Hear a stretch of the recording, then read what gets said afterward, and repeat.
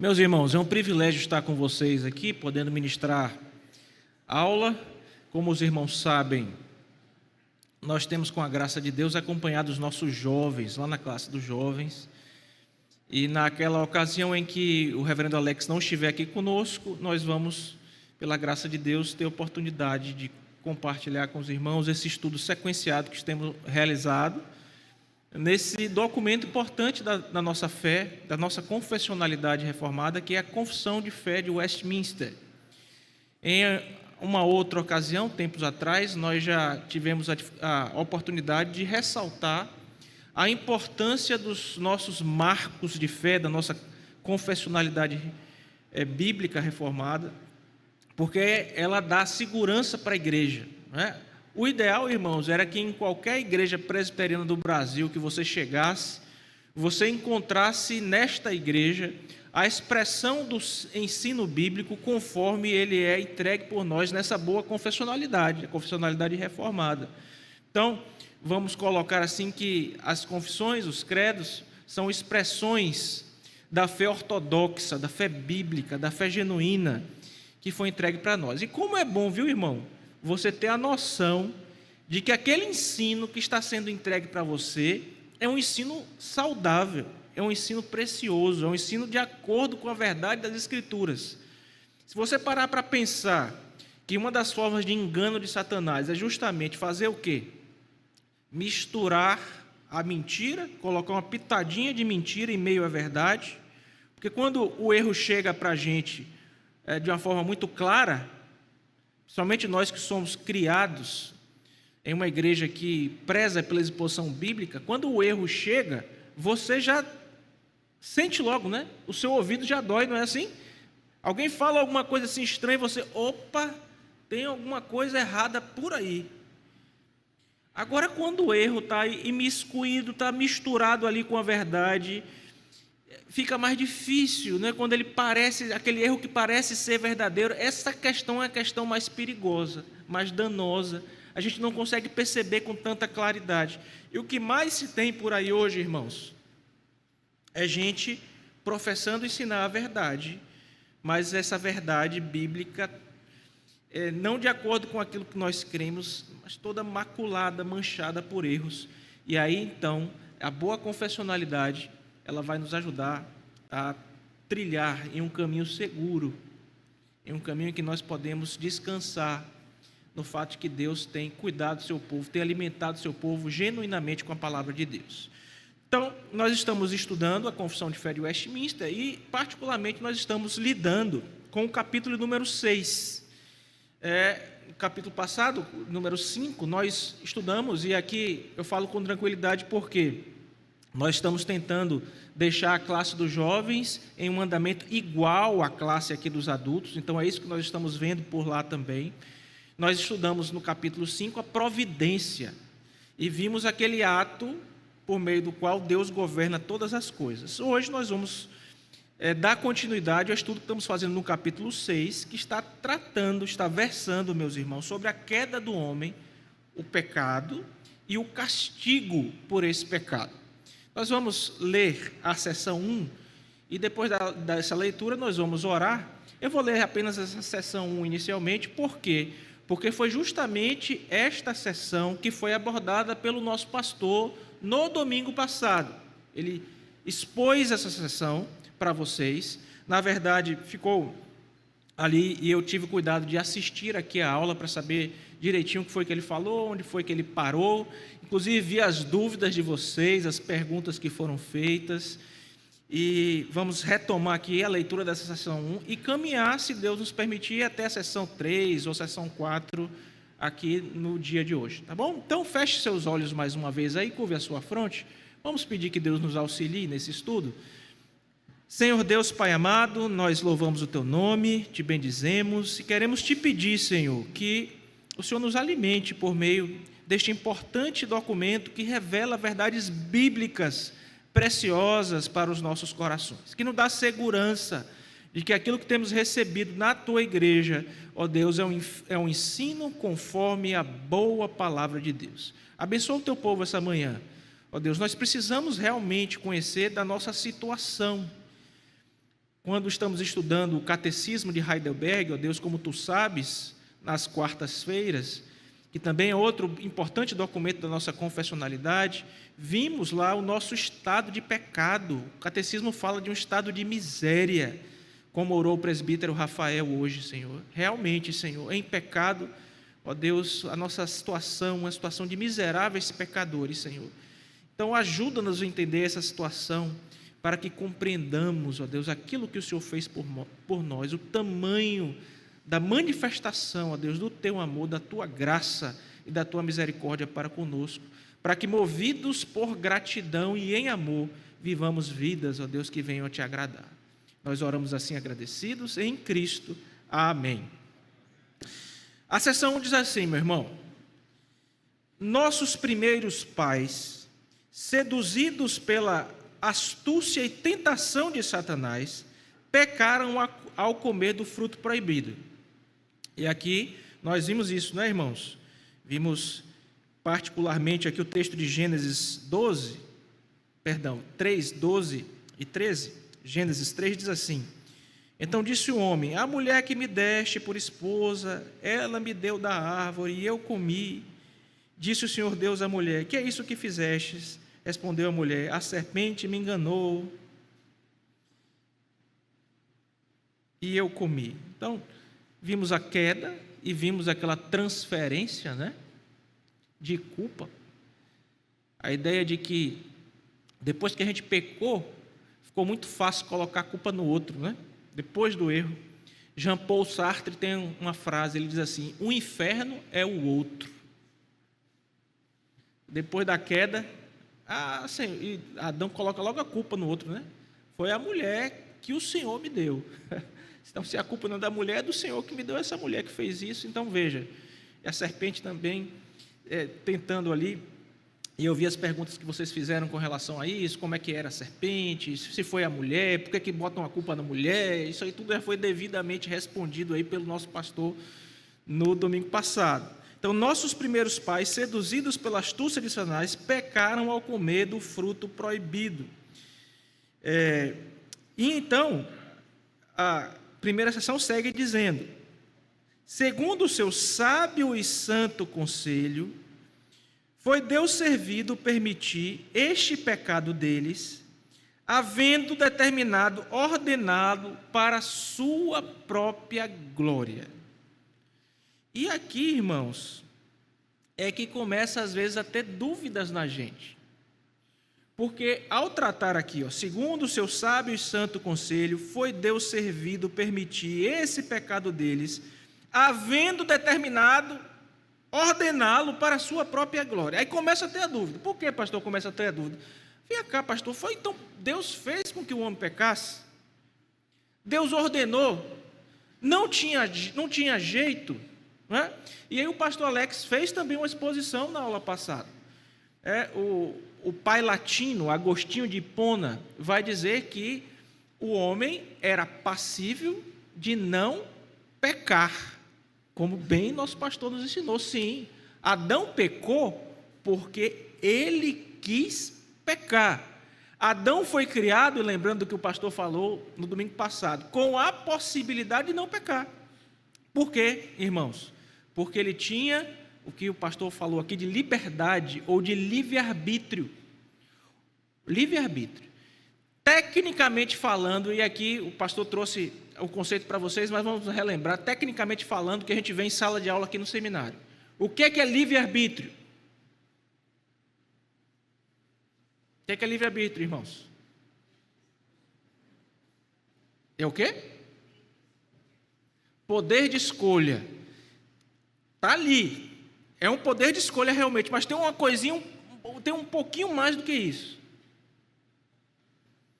Como é que Adão foi criado? Ruim? Foi criado como? Bom, reto, né? Lembra? 6 dias, é bom, é bom, é bom. Quando criou o homem no 6º dia, é muito bom, não é? Coroa da criação. Imagem, foi criada a imagem e semelhança de Deus. Os autores vão dizer que ele é o grande mordomo, o gerente da criação, recebeu os mandatos criacionais, o mandato cultural, o mandato social, o mandato espiritual. Ele governava tudo, deu nome aos animais. Veja, relacionava-se com Deus, andava com Ele, conversava na viração do dia. Que criatura especial era o ser humano. Esse ser humano, ele, infelizmente, foi criado, irmãos.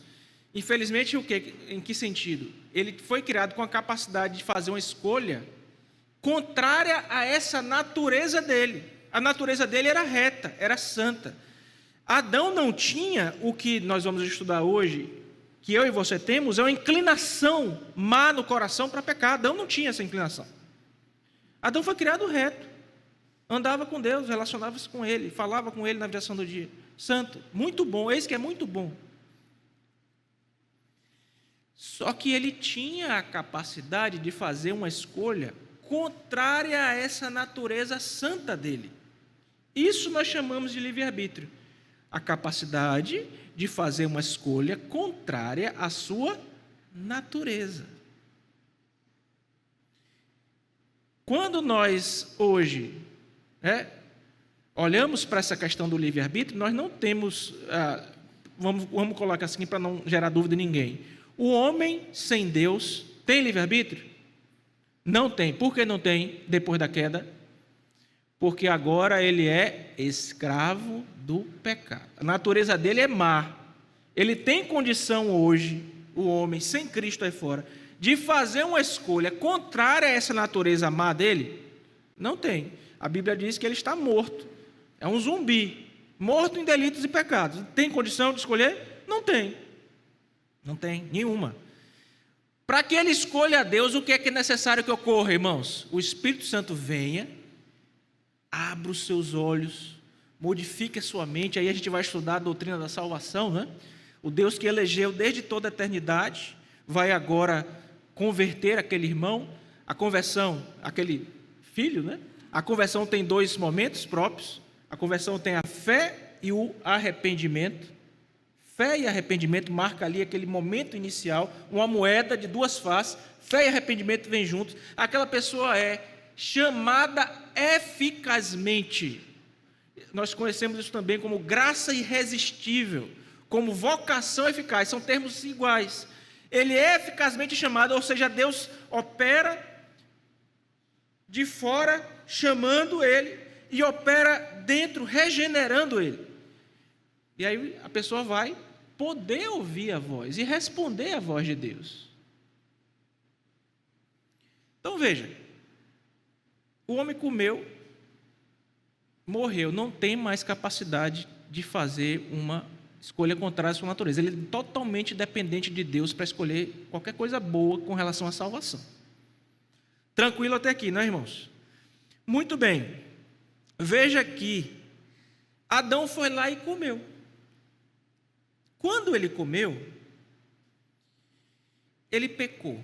E a seção 1 está dizendo que isso aconteceu segundo o sábio e santo conselho de Deus.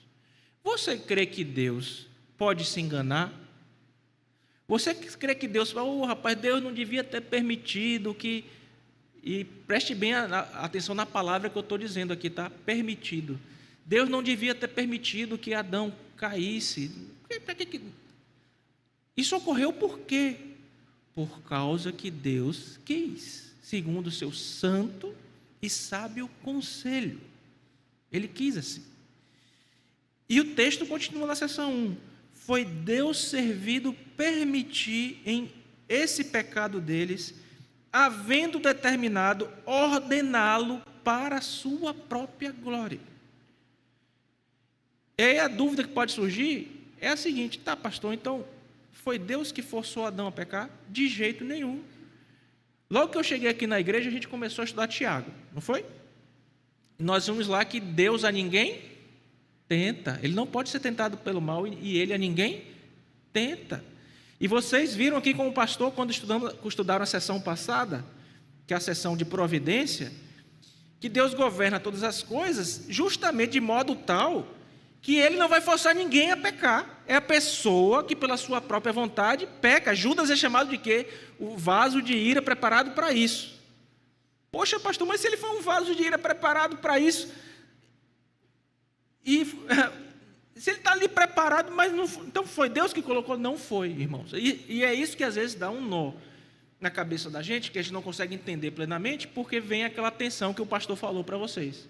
A tensão entre a soberania de Deus, de um lado, pensa numa verdade que a Bíblia defende, uma linha reta, aqui, ó, soberania de Deus. A outra linha é o que aqui? Retinha também, responsabilidade do homem. As duas coisas vão andar juntas e aparentemente, por que é aparentemente?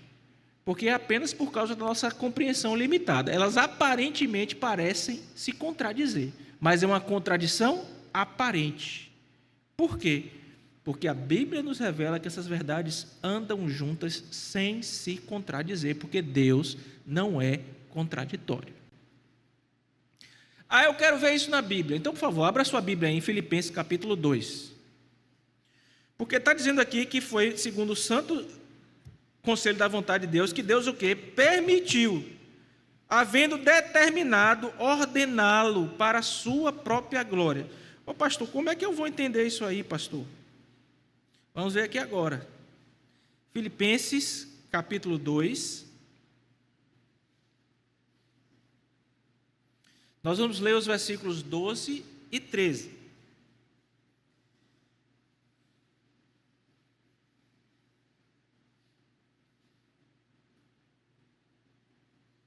Todos acharam? Amém? Diz assim: assim, pois, amados meus, como sempre obedecestes, não só na minha presença, porém, muito mais agora, na minha ausência, desenvolvei a vossa salvação com temor e tremor. Vamos ler até aqui primeiro. Ô irmão, você acabou de ler esse versículo aí. De quem é a responsabilidade de desenvolver a salvação? Pode responder, não é pergunta retórica não. De quem é? Acho que é minha, sua também, né? Desenvolvei a vossa salvação com o quê? Temor e tremor. Antes que surja alguma dúvida, eu acabei de falar que a salvação pertence ao Senhor, é Deus que opera, né? E como é que está mandando desenvolver a salvação aqui? Deixa eu explicar para você. Esse aspecto que Paulo está trabalhando aqui, junto aos crentes da cidade de Filipos, é um aspecto da salvação que enfatiza muito a nossa responsabilidade, que é a santificação. Então você tem a responsabilidade de buscar ser santo. Sede santo porque eu sou. Então de quem é a responsabilidade? Quem é que tem que desenvolver a salvação? Aí você coloca entre aspas aí a sua santificação. Quem é? Você e eu. E nós vamos ver hoje à noite, irmãos, que Deus deixou aí meios para isso, chamados meios de graça, quando formos pregar a palavra de Deus hoje à noite para os irmãos. Meios de graça. Meios de graça que são particulares, é com você e Deus, e meios de graça que são públicos, quando você vai estar junto com seus irmãos. Oração da palavra, comunhão dos santos, a pregação da palavra, a oração, a comunhão dos santos, você vai ter acesso aos meios de graça, quer sejam eles públicos, quer sejam eles particulares. Esses meios de graça são formas pelas quais Deus está te capacitando para você desenvolver a sua salvação. Agora veja, então está claro essa primeira linha reta que eu mencionei para vocês aqui na frente, que é o quê? Responsabilidade humana, desenvolver a vossa salvação. Agora veja que em um mesmo versículo, na verdade em dois, 12 e 13 aqui, nós vamos encontrar as duas realidades andando tão juntas, essa realidade que dá nó na cabeça da gente. Veja o que diz o versículo 13. Porque quando você lê assim, desenvolver a vossa salvação com temor e tremor, aí você diz, pronto, a responsabilidade é minha, sou eu que faço. Aí o resto do versículo diz o quê? Porque Deus, vamos ler todos juntos, por favor? Porque Deus é quem efetua em vós tanto querer como realizar segundo a sua boa vontade. Soberania de Deus. Responsabilidade humana. É Deus quem efetua em vós tanto querer como realizar segundo a sua boa vontade. Você percebe, meu irmão, como essas duas verdades são bíblicas? Parecem, de vez em quando, estar em choque uma com a outra. Quando você olha para a pessoa de Deus, você vê como é que Deus é rei, ou seja, providentemente Ele governa sobre tudo, e ao mesmo tempo Ele é juiz, e Ele mesmo vai julgar de acordo com tudo que Ele disse que ia acontecer. E é por isso que na sessão passada você viu que Deus não é injusto em ser rei e juiz ao mesmo tempo, porque no que se refere ao mal moral, a prática do pecado, quem procede somos nós e não Deus. Deus não é o autor e nem pratica o pecado. Dúvidas até aqui?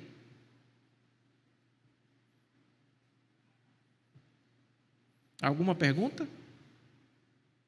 Não leva pergunta para casa, tá? Pode perguntar. Eu gosto é quando pergunta mesmo. Porque quando ninguém pergunta, viu, meu amor? É porque ou não entenderam nada, ou porque já sabem tudo. Pronto, eu cutuquei o Raimundo, ele vai lá, meu diácono vai perguntar. Vai lá, meu diácono.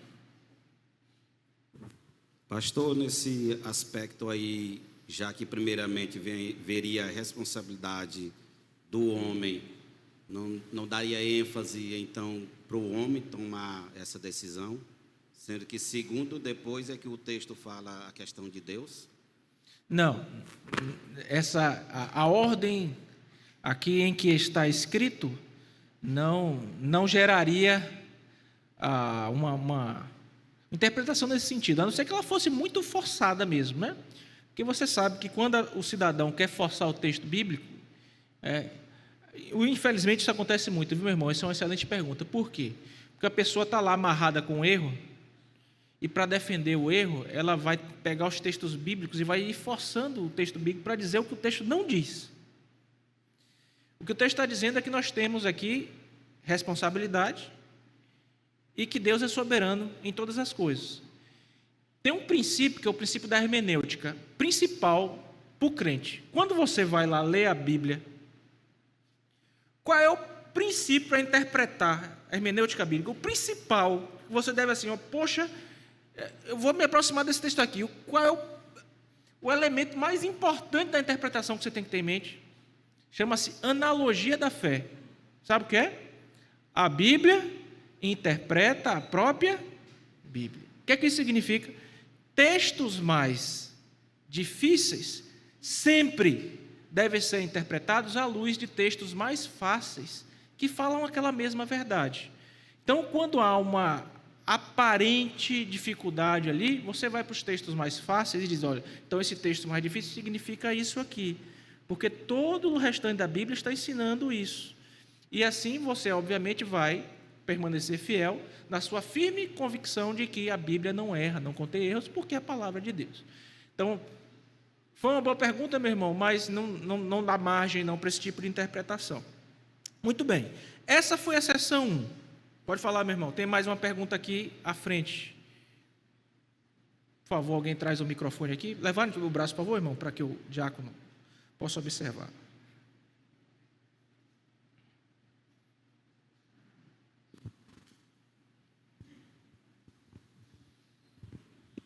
Pastor, bom dia. Bom dia. A dúvida é em relação ainda à queda do homem, certo? Se a queda do homem já era uma determinação de Deus, né, para a glória dele, isso de certa forma não tira parte da culpa do homem pelo pecado que ele cometeu, se já estava determinado que ele teria que pecar? Não tira não. Veja, o que confunde a cabeça da gente é o seguinte: Deus é soberano, ok? E Ele governa todas as coisas. E a gente tem uma palavrinha que é compreendida mal, especialmente no que se relaciona à doutrina da salvação, que é chamada de presciência, e que nós estudamos, porque essa pergunta sua, ela está todinha respondida na sessão passada, que eu não sei se você estava presente aqui, mas a sessão passada que falava de providência, é justamente, está respondendo tudo isso aí que o irmão perguntou. o elemento novo que você traz na sua pergunta é porque a gente está falando de queda e o capítulo é sobre queda. Mas se Deus ordenou todas as coisas, né, não seria Deus o autor do pecado porque permitiu. Veja que aqui, sabiamente, o autor da confissão está dizendo o seguinte, ó, na seção 1. Literalmente, olha, foi Deus servido permitir este pecado deles. Deus foi pego de surpresa quando Adão e Eva pecou? Não, não foi pego de surpresa. Certo? Apesar de não ter sido pego de surpresa, não foi ele que fez com que Adão e Eva pecassem. E aí está essa explicação que eu estou lhe dizendo nesse versículo de Filipenses. Responsabilidade humana e soberania de Deus andam juntos. Foi Adão que quis pecar. Eu dei o exemplo de Judas. Judas foi o vaso preparado de antemão para a perdição, segundo o autor dos evangelhos. Mas quem pecou foi Judas. Quem quis pecar foi Judas. Não foi Deus que forçou Judas a pecar. Então, essa relação entre responsabilidade de Deus e responsabilidade humana e soberania de Deus, a gente nunca vai esgotar completamente. Mas nós precisamos aceitar por fé, porque é revelação bíblica. Então, é dessa forma. A culpa, inclusive a gente vai tratar um pouquinho de culpa agora, tá? A culpa é sim do homem, porque foi criado com a possibilidade de não pecar, ok? Quem trabalha isso inicialmente, até mencionei rapidamente aqui, foi Agostinho de Hipona. Ele traz esse ensino, Calvino vai trabalhá-lo também, a ideia de que Adão poderia seguir o caminho dele, se ele quisesse continuar. Deus já sabia que isso não ia acontecer, mas ele foi criado com essa condição de fazer isso. Agora, por que Deus permitiu? A gente vai ver daqui a pouco, para a sua glória. Veja aí o final da sessão. Foi servido Deus permitir esse pecado deles, havendo determinado ordená-lo para a sua glória. Sabe quando é que você vê a questão da glória melhor? Eu não vou ter tempo de entrar no texto bíblico aqui, senão a gente ia demorar muito. Tem um momento em que Moisés pede para ver a glória de Deus. Lembra disso? Lembra quando Moisés pede para ver a glória de Deus? Aí Deus fala, meu filho, você não vai poder ver a minha glória não. Estou parafraseando, obviamente, né? Mas é o seguinte, eu vou passar, você fica ali atrás da pedra, quando eu passar, você vai ver como que de costa ali, e eu vou te mostrar a minha glória. Aí a Bíblia diz que isso acontece e Moisés fica olhando. E o texto diz assim, literalmente, Moisés, eis a minha glória, terei misericórdia de quem me aprover ter misericórdia, compadecer-me-ei de quem me aprover ter compaixão. Não depende de quem quer ou de quem corre, mas de Deus usar a sua misericórdia. Paulo vai repetir isso no Novo Testamento, lá em Romanos, a partir do capítulo 9. Então, Deus é glorificado em usar da sua misericórdia com quem Ele quer. De modo que, quando Ele permite que o homem exerça o pecado, cometa o pecado, isso traz glória, de algum modo traz glória para Ele. Ele permitiu isso para o quê? Para a sua glória, para a revelação do seu Filho, para a sua glória. Então, isso está muito claro nas Sagradas Escrituras e esse entendimento nos ajuda também a perceber essa questão. Ali atrás tem uma última pergunta antes de a gente passar para a próxima sessão. Só rapidamente, eu queria fazer um comentário, né? À vontade. Nós temos que perceber que é meio que a gente faz um silogismo errado. A gente pensa que por Deus determinar as coisas, logo a culpa que Ele determinou também será dele, né? É como Deus determinou o pecado, logo por que nós seríamos culpados pelo pecado? Mas por que é um silogismo errado? Lá em Atos 4:26, né? Fala assim, ó, levantaram-se os reis da terra e os príncipes se ajuntaram a uma contra o Senhor e contra o seu ungido. Né? Que ele está culpando, né? Está citando o Salmo 2, né? Pode continuar. Isso. Porque verdadeiramente contra o teu filho Jesus, que tu ungiste, se ajuntaram não só Herodes, mas Pôncio Pilatos, com os gentios e o povo de Israel, né? Culpando os romanos, culpando os gentios e culpando os judeus pelo que aconteceu com Cristo, né? E no 29, ou 28, perdão, para fazerem tudo o que a tua mão e o teu santo conselho tinham anteriormente determinado. Pré-determinado. Exatamente. Então ele imputa tanto a determinação quanto a culpa. Então, o pensamento correto seria esse, né? Imputar tanto a determinação. Por que ele não teria poder de imputar também a culpa? Sim, com certeza. Ok, irmãos? Muito bem. Seção 2. Por esse pecado, então nós estamos aqui na parte 2, né? Visto a primeira, vamos para a parte 2 aqui do capítulo 6 da confissão. Por esse pecado, eles decaíram da sua retidão original e da comunhão com Deus, e se tornaram mortos em pecado, e inteiramente corrompidos em todas as faculdades e partes do corpo e da alma. Nós vamos ver alguns textos bíblicos, mas vamos dar uma explicada aqui por alto, o que a gente acabou de ler. É dito aqui, então, que a partir daquele momento, pela queda de nosso pai Adão, e aí o pastor explicou para vocês sobre a teologia da aliança, o contrato, as partes, a transgressão, a culpa que veio disso, o necessário castigo, a sentença de Deus, tudo foi explicado. E esse ato ali fez com que o homem caísse do seu estado de retidão original. Aqui no seminário a gente tem estudado a disciplina Antropologia Bíblica, que é o estudo sobre o homem. Antropos, homem, logia, estudo sobre o homem. E a gente tem visto aqui, na classe Teologia Sistemática 2, justamente a questão do homem sendo criado à imagem e semelhança de Deus. E o que é que acontece com esta imagem de Deus? O que é que primeiro caracteriza essa imagem, Várias coisas, o estado de santidade, retidão original, não só isso, mas questões como um ser espiritual, um ser moral, etc. Então, um ser racional, nós somos criados com essa capacidade de nos relacionar com o nosso Deus de uma forma toda especial. E isso acontece porque ele transmitiu a sua imagem e semelhança para nós. Imagem e semelhança, irmãos, há muita discussão teológica a respeito disso, mas são sinônimos, tá? Nós somos criados à imagem e semelhança de Deus. Então, Deus é o modelo e nós recebemos da parte dele algumas das suas características, alguns atributos comunicáveis da parte de Deus, atributos que aprove a Deus nos comunicar. E esse estado, junto com essa imagem e semelhança, nós tínhamos, e característica dessa imagem e semelhança, porque se a gente foi criado à imagem e semelhança de Deus, nós fomos criados em um estado de retidão original. Essa retidão original, ela foi perdida na queda. Certo? Quando nosso pai Adão pecou, isso foi perdido completamente.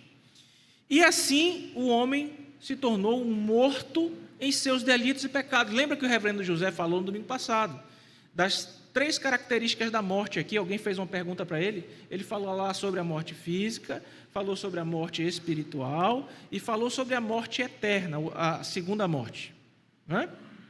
Então, a morte física veio para Adão, ele leu o texto bíblico e Adão morreu e tal, depois de viver não sei quanto tempo. A morte espiritual, porque passou a ter inimizade para com Deus, e a morte eterna, ou a segunda morte, que é aquela morte final mesmo, depois do juízo, onde os ímpios receberão esse castigo terrível, de serem atormentados no inferno durante toda a eternidade. E esses 3 aspectos aqui atingem diretamente o homem a partir desse momento, quando eles caíram do seu estado, quando em Adão todos caíram do seu estado de retidão original. E a Constituição diz que eles ficaram inteiramente corrompidos em todas as faculdades do corpo e da alma. Olha só, então, a mente, o coração, as ações. Então, veja aí, as afeições, os pensamentos, tudo que você faz, tudo está manchado pelo pecado. Quando a gente fala disso aqui, irmãos, a gente está lembrando de uma doutrina chamada de depravação total. Daqui a pouco a gente vai mencionar um pouquinho a questão da depravação total com vocês, que a gente ouve, né, lá nos famosos 5 pontos do calvinismo, né? A gente fala um pouquinho da depravação total, a gente está falando um pouquinho disso. Decaíram do seu estado de retidão original, da comunhão com Deus, se tornaram mortos nos seus delitos e pecados, inteiramente corrompidos, né? Depravação total não significa que você é o mais mal que você poderia ser. O termo até é impreciso, teologicamente. Por quê? Porque pode parecer assim, que você é tão ruim quanto você poderia. E você é, estou falando só do crente não, tá? Vamos falar do descrente aí. Quando você olha para o descrente aí fora, ele é tão ruim quanto ele poderia ser? Não é. Por quê? Alguém sabe responder? Mesmo o descrente. Por causa da graça comum. O que é a graça comum? É esta graça pela qual Deus vai dar a possibilidade de homens ímpios. E Deus dá que Deus é Espírito. Não é dom espiritual, mas é o Espírito que concede essas coisas também. O Espírito dá a possibilidade do homem aí fora, do homem comum, do homem sem Deus, fazer coisas relativamente boas. Boas, vamos colocar entre aspas. Não vão ser aceitas por Deus para a salvação. Porque para ser aceito para a salvação, qualquer coisa tem que ser feita por fé, para a glória de Deus em Jesus Cristo. Se não for feito por fé, para a glória de Deus em Jesus Cristo, não é boa obra. Então, o homem aí, sem Deus, mesmo atingido pela graça comum, ele faz coisas boas, mas que são insuficientes para salvá-lo. Então, você vê um homem ímpio que pode ser um pai cuidadoso, um homem ímpio que pode amar a sua esposa, um homem ímpio que pode... uma mulher ímpia também, e por aí vai. Graça comum. O que acontece é o seguinte, nos últimos tempos, na última hora, que é a fase que nós estamos vivendo, Deus vai retirando dessa graça comum, e a maldade dos homens vai aumentando cada vez mais. Essa depravação atinge a todos, indistintamente. Não são os piores que poderiam ser, mas têm a capacidade de tornar-se. Basta você ler Romanos 1 e você vê o que os homens adorando a criatura em lugar do Criador, Deus entregando os homens uma condição mental reprovável para desonrarem o corpo entre si, homens com homens, mulheres com mulheres. Então, quando Deus entrega o homem a ele mesmo, o que é que ele está fazendo? Ele está simplesmente refreando a atuação da sua graça comum. A graça salvadora é a graça que ele dá somente para a gente, para os crentes, que receberam a graça salvadora. Então, vamos ver alguns textos bíblicos aqui que vão provar esse pecado, essa queda da retidão original, a queda da comunhão com Deus, o rompimento da comunhão com Deus, mortos em pecados. Veja aí, Romanos 3:23.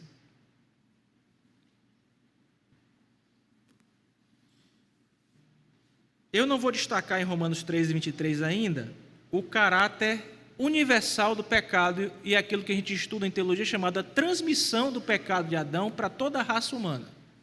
Eu quero destacar aqui no versículo 23 de Romanos, capítulo 3, a ideia de que decaíram da sua retidão original. Todos pecaram e carecem da glória de Deus. Agora vá para Efésios 2, versículos de 1 a 3, por bondade.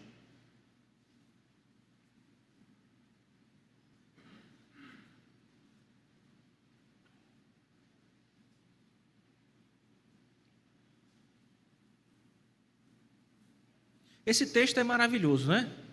Efésios 2, de 1 a 3. Eu recentemente estive lá no acampamento dos jovens, que foi uma parceria da primeira igreja presbiteriana de Teresina com a igreja presbiteriana da Pissarreira. E um dos textos que nós falamos em 6 ocasiões lá. Um dos textos que nós falamos foi esse aqui.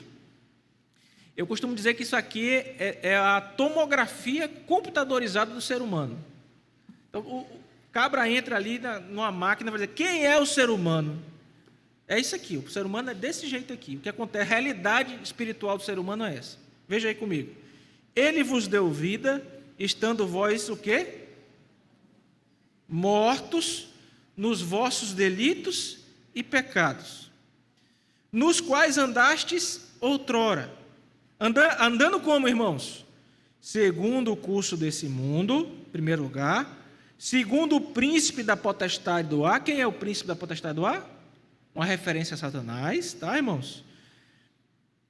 do espírito que agora atua nos filhos da desobediência, ou seja, nos ímpios, em quem não tem a Deus. Então veja, todo mundo estava o quê? Morto em delito e pecado, no qual ele está escrevendo agora para crentes, né? Eles andavam outrora. Aqueles crentes também andavam daquela forma. Segundo o curso do mundo, segundo o curso de Satanás, segundo andam os filhos da desobediência. Versículo 3. Entre os quais também todos nós andamos outrora, segundo as inclinações da nossa carne, fazendo a vontade da carne e dos pensamentos, e éramos por natureza. Entenda a natureza aqui, irmão, no sentido de nascimento, tá? Você era por nascimento, nasceu, é filho de Adão. Você é o quê? Filho da ira como os demais. Não sendo crente, porque os nossos filhos, a palavra vai dizer, filho de crente, né? Graças a Deus, já nasce herdeiro das promessas, do pacto, da aliança, até que possa professar sua fé, né? Os pais devem trazer, etc. Não vamos entrar aqui nessas questões agora da teologia da aliança, mas essa é a situação aqui, com uma situação terrível. Raio-x de todo ser humano, morto em delito e pecado, fazendo a vontade de Satanás. E essa vontade não é só externa, não, viu? O príncipe da potestade do ar. A gente acabou de ler aqui, fazendo a vontade da carne, dos pensamentos. É algo que está aqui, aonde? Aqui dentro. Satanás vem como o elemento externo da tentação, porque a tentação, como a gente estudou isso um pouquinho aqui, né, juntos, a tentação tem uma característica interna, né, e também um tentador externo, que é o inimigo das nossas almas. Então, é assim que acontece, esse é o raio-x, é isso que aconteceu, essa é a situação do ser humano. Agora vá, por favor, de novo para Romanos, capítulo 5, versículo 12, que diz assim, Romanos 5,12. Vamos ler uma só voz, por favor, irmãos? Romanos 5,12. Diz assim: porque assim como um só homem entrou o pecado no mundo, e pelo pecado a morte, assim também a morte passou a todos os homens, porque todos pecaram. Que coisa forte, não é, irmãos? Todos pecaram. Então a gente está vendo aqui que esse pecado fez com que não somente Adão, mas toda a humanidade decaísse da sua retidão original, da sua comunhão com Deus, se tornaram mortos nos seus delitos e pecados, a gente acabou de ver isso, e inteiramente corrompidos. Vamos dar uma ênfase nisso aqui agora, nesse inteiramente corrompidos? Vá para Gênesis capítulo 6, versículo 5, por bondade.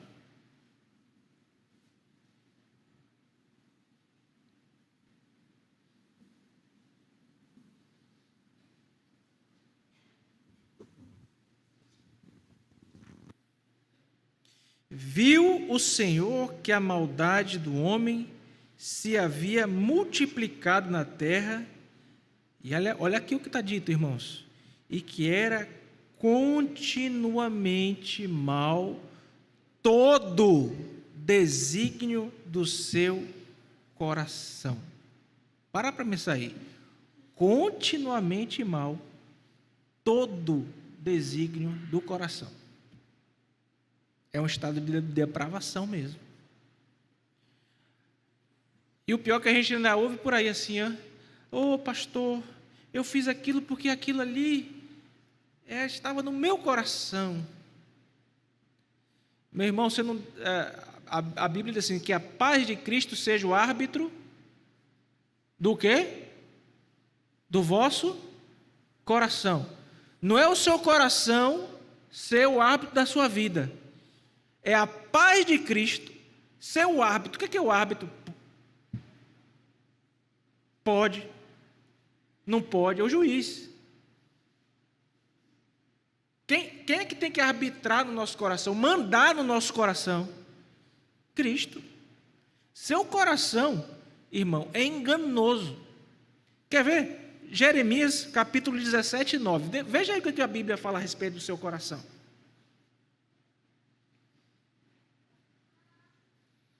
Se não bastasse Gênesis 6:5 dizendo que a maldade do homem se multiplicou e que era continuamente mal todo o desígnio no coração, Jeremias 17:9 diz.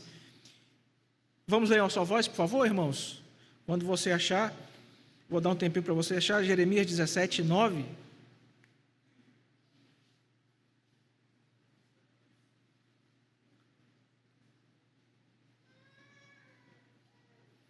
Vamos ler juntos? Enganoso é o coração, mais do que todas as coisas, e desesperadamente corrupto, quem o conhecerá? Que situação, né? A sede das nossas emoções, a sede, né? Das nossas afeições, a sede do que nós queremos, gostamos, desesperadamente corrupto. Tito, capítulo 1, versículo 15 diz: todas as coisas são puras para os puros, todavia para os impuros e descrentes nada é puro, porque tanto a mente como a consciência estão corrompidas. Depravação total. Coração, consciência, mente, ações. Aí você pergunta assim, pastor, o senhor disse que o homem foi criado à imagem de Deus, não foi? Com a queda, então, o que aconteceu com a imagem de Deus em nós? Nós perdemos a imagem de Deus? Não, nós temos ainda a imagem de Deus. Uma figura que eu gosto de lembrar a você é o seguinte: quando você for pensar aí na queda com relação a essa imagem de Deus, você pensar em um espelho. Você pensa no espelho onde Adão chega lá na frente do espelho antes de pecar, e ele está se vendo lá bonitão, no estado de retidão original, o estado em que ele foi criado por Deus. Depois do pecado, lembra que eles fizeram cintas para se esconder, cozeram cintas, e Deus foi lá e teve que inclusive fazer o primeiro sacrifício e cobriu eles com peles depois, para mostrar que o quê? Pecado só é coberto com derramamento de sangue. Já apontava para Cristo.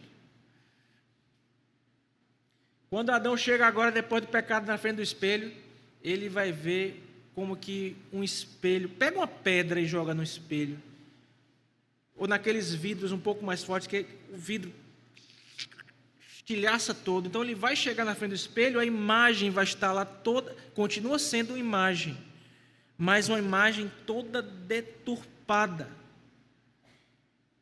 toda esquisita. Ele continua sendo a imagem de Deus. Essa noção que parece ser simples, mas é que é importantíssima, gerou, e aí os operadores do direito aqui presentes vão dizer, porque a noção de dignidade da pessoa humana veio lá com fulano de tal, aí vai falar a turma recente que começou a falar disso. Começou com a Bíblia, meu irmão. Mesmo o homem sem Deus, pecador, ele ainda reflete a imagem de Deus, e por refletir a imagem de Deus, ele precisa ser amado, respeitado, cuidado. Ele é digno enquanto homem, mesmo sendo um pecador. Essa noção de dignidade da pessoa humana começa no cristianismo, especialmente na sua manifestação anterior lá no judaísmo. Ok? Então, continua sendo. Essa depravação total, irmãos, ela expressa mais plenamente, irmão, em Romanos 3, de 10 a 18. Eu vou convidar você a abrir sua Bíblia mais uma vez. Romanos 3, de 10 a 18.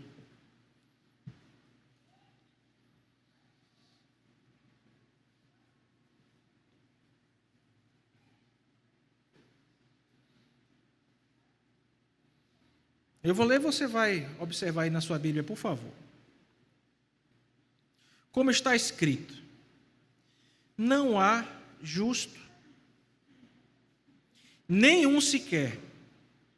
Não há quem entenda, não há quem busque a Deus. Todos se extraviaram, a uma se fizeram inúteis. Não há quem faça o bem, não há nem um sequer. A garganta deles, olha que linguagem dura, né? Pensa num sepulcro. Sepulcro tem o que no sepulcro, irmão, depois que o morto está lá há muito tempo? Começa a fazer o quê? Cheirar mal, está podre, né? Então a garganta está expressando o que vem de dentro, a podridão que vem de dentro, a podridão do coração. A garganta deles é sepulcro aberto, com a língua urdem engano, veneno de víbora está nos seus lábios. A boca deles a tem cheia de maldição e de amargura. Seus pés são velozes para derramar sangue. Nos seus caminhos há destruição e miséria. Desconheceram o caminho da paz. Não há temor do Senhor diante dos seus olhos. Essa é a situação do homem sem Deus. Então, nessa primeira parte aqui, irmãos, sessões 1 e 2, em resumo, nós vimos. Vamos lá? Recapitulando rapidinho. Primeiro, que a raça humana deriva de duas pessoas apenas. Quem são eles? Adão e Eva. É mito? Não. É verdade, tá? A teologia liberal vai dizer, não, Adão e Eva é um mito criacional. Você já viu cobra falar? Alguém pergunta, você já viu cobra falar? As professores liberais vão chegar nos seminários e vão começar a dizer que isso tudo é mito, que é uma linguagem simbólica. Não, Adão é literal, Eva é literal, o Satanás tomou ali a serpente, usou a serpente para falar mesmo, a serpente falou, do jeitinho que está em um relato histórico no livro de Gênesis. Então, primeira lição que nós vimos. Segunda, justamente, Gênesis é um registro histórico. Terceiro, o pecado foi predestinado, mas no que se relaciona à sua culpa, no que se relaciona, irmãos, à prática do pecado em si, quem o comete foi Adão, porque o quis cometer. Quarto, por esse pecado, os nossos primeiros pais, Adão e Eva, e consequentemente nós, como vamos destacar daqui a pouco um pouquinho, perdemos a comunhão com Deus, caímos sobre ira e maldição e nos tornamos completamente depravados. Completamente depravado é ser tão mal quanto eu poderia ser? Não. Mas é a minha mente, a minha ação, minhas afeições, está tudo manchado pelo pecado. Ok? Perguntas das sessões 1 e 2, senão eu vou avançar para as 3 e 4. Por favor, meu irmão. Diácono Jeremias está trazendo aí o... Ah, não, é o Raimundo?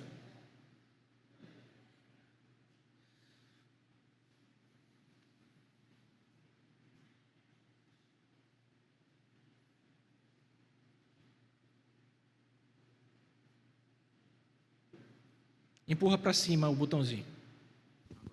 Oi. Pronto. Pastor, está claro na Bíblia que Deus tem controle sobre o Satanás.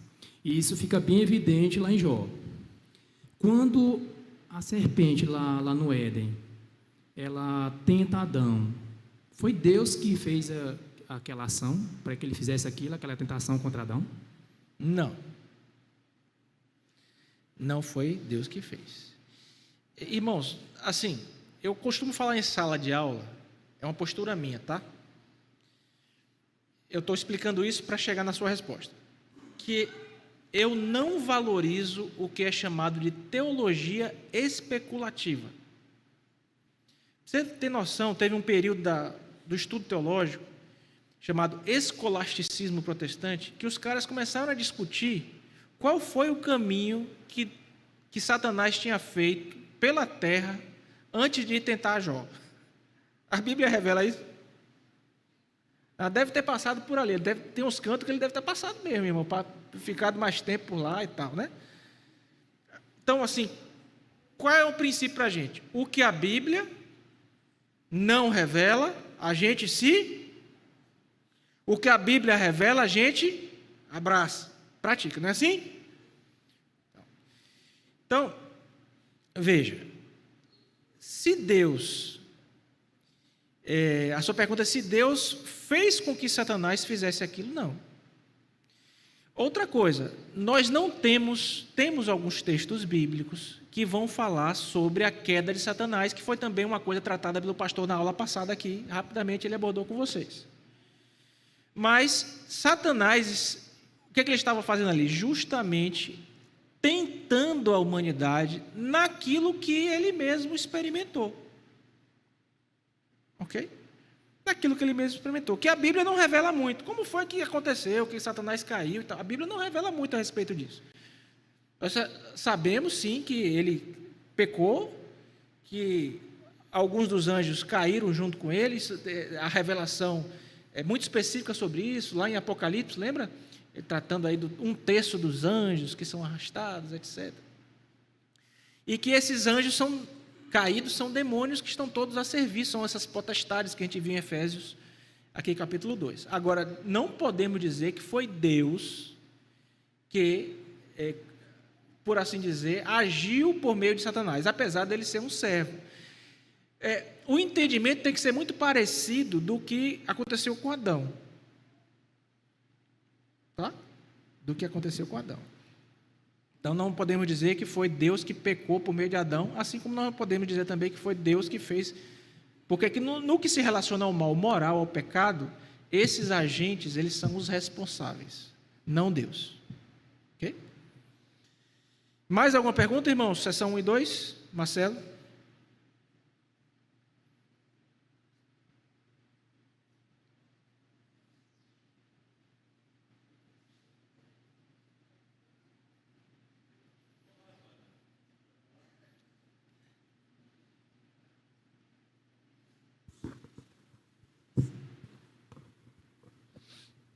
E pastor, a Bíblia nos dá algum indicativo de mais ou menos onde se deu a queda de Satanás? Nós temos, sim, há um texto em Ezequiel que ele é bastante discutível, porque ele está se relacionando especificamente a um rei, mas que faz menções a este rei, que parecem não ser propícias apenas a um rei terreno, ok? Mas são poucas. Tirando esse texto, nós temos pouca revelação aqui ali em Apocalipse, alguma coisa pinçada ou outra no Novo Testamento, mas não esmiuçando como é que isso se deu, como é que isso aconteceu. Okay? Quem sabe em alguma ocasião a gente possa até preparar um estudo um pouquinho mais consolidado a respeito disso, para que não reste nenhuma dúvida, tá? Posso preparar um materialzinho também e disponibilizar no grupo da igreja. Mais alguma pergunta, irmãos? Então, vou iniciar aqui a sessão 3, tá? Não vai dar tempo de desenvolver muito, mas vamos iniciar.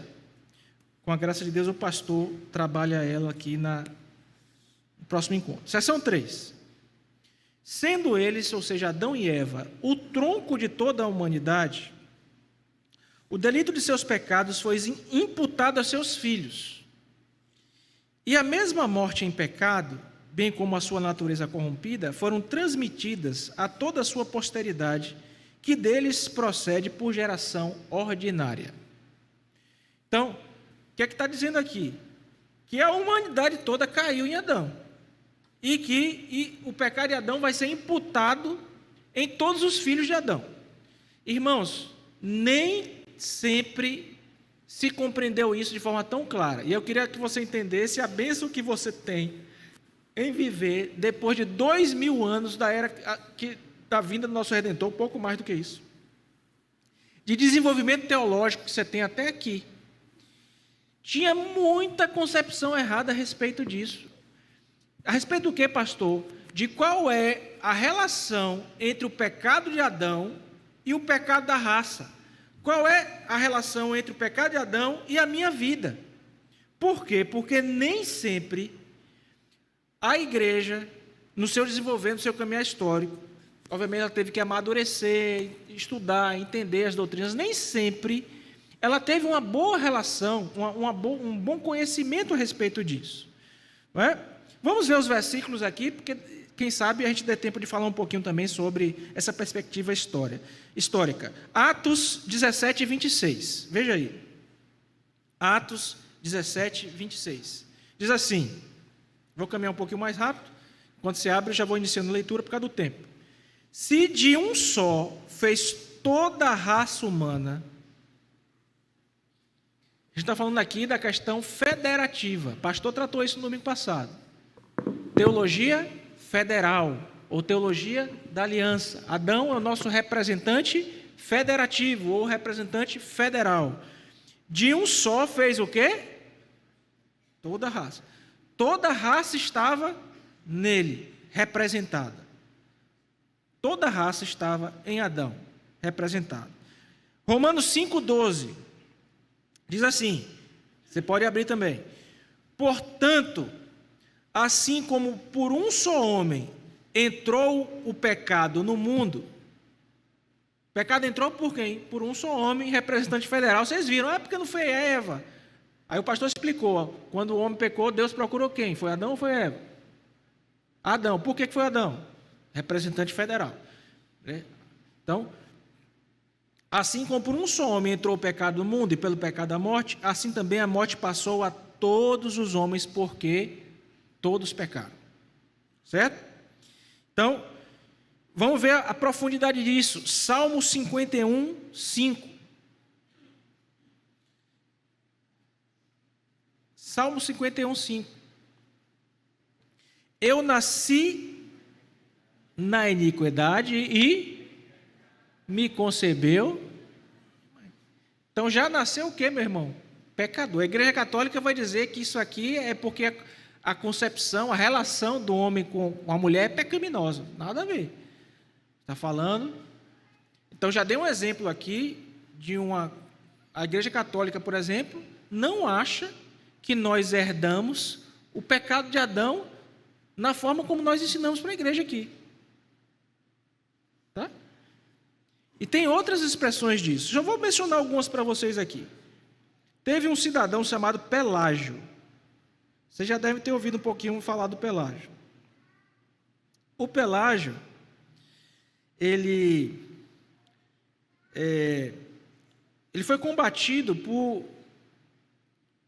Agostinho de Hipona, os seus ensinamentos, né? É uma heresia. O que é o pelagianismo? É uma heresia que negava a doutrina do pecado original e a necessidade da graça divina para a salvação. Então, assim, o homem é bom. A depravação da queda é negada. O homem é bom. O homem pode alcançar a salvação por suas próprias ações. Nega absolutamente a relação entre o pecado de Adão e o meu e o seu pecado. Você vê como é que é? Surge um cabra e começa a ensinar coisa errada. Aí tem o socinianismo, a mesma coisa, o sociínio. Uma corrente teológica que negava a trindade. E fundamenta-se basicamente na razão, dizendo que uma ênfase na humanidade, na questão da razão, nega completamente o fato de que nós herdamos o pecado de Adão. Então, os braços que descendem desses pensamentos aqui vão chegar em igrejas, vamos colocar entre aspas aqui hoje, todas vão negar isso. Em uma sociedade, irmãos, que o homem é bom, o que se ensina hoje em dia é que o homem é bom. O que é a teologia do coach? Cadê os meus alunos aqui de liderança? Tem algum aqui? Não. Tem o Samuel, mas Samuel está dando aula. 4º ano. Teologia do coach. O que é a teologia do coach? Pegar você e... você tem um valor, o Espírito Santo se move. É isso aqui, é só isso. Você é o cara, você é o... você é isso, você é aquilo outro, você tem que desenvolver o seu potencial... Nega completamente a queda, nega completamente o pecado. O coach é aquele que vai despertar em você as suas potencialidades internas. Você vê o erro disso aqui, que é o seguinte: é deixar de lado completamente a noção, irmãos, de que se temos alguma coisa boa em nós, é mercê da graça de Deus operando em nós. E colocando-nos em uma situação mentirosa de que nós somos bons. Ou seja, traz toda a glória para o homem. Toda a glória para o homem. Errado. Errado demais. Aí tem o tal do semi-pelagianismo. Só para mencionar aqui para vocês. Os caras pegam o pelagianismo e estava tendo briga, né, entre a visão ortodoxa com o pelagiano, e aí sempre surge o piedoso, né? Vamos tentar fazer aqui um meio termo, para chegar aqui num termo do meio. Aí o semi-pelagiano vai dizer assim, ó, veja, nós realmente temos uma incapacidade natural de fazer o bem como Adão, a partir de Adão. Ou seja, desde que Adão pecou, nós temos a incapacidade de fazer o bem, mas nós não herdamos a pecaminosidade dele.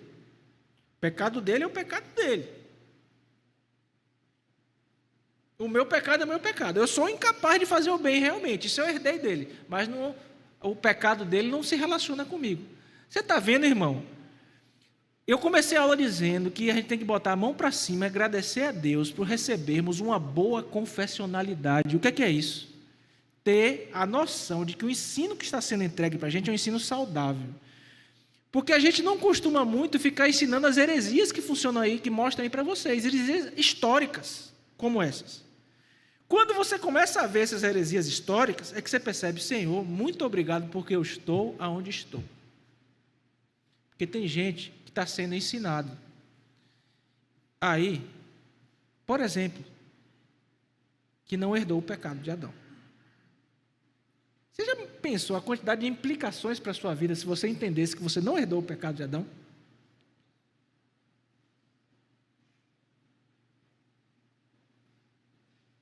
Como é bom estudar um documento como esse, irmão. É bênção para a sua vida. Doutrina é vida. Eu estava fazendo aqui a vigília. Fiquei muito triste, porque muitos faltaram a vigília, tá, irmãos? A vigília estava aqui vazia. A gente precisa orar, vem orar. Não deixa para vir orar só quando a corda apertar, quando o calo doer. Vem orar. E aí, durante a vigília, nós começamos a abordar uma série de questões aqui.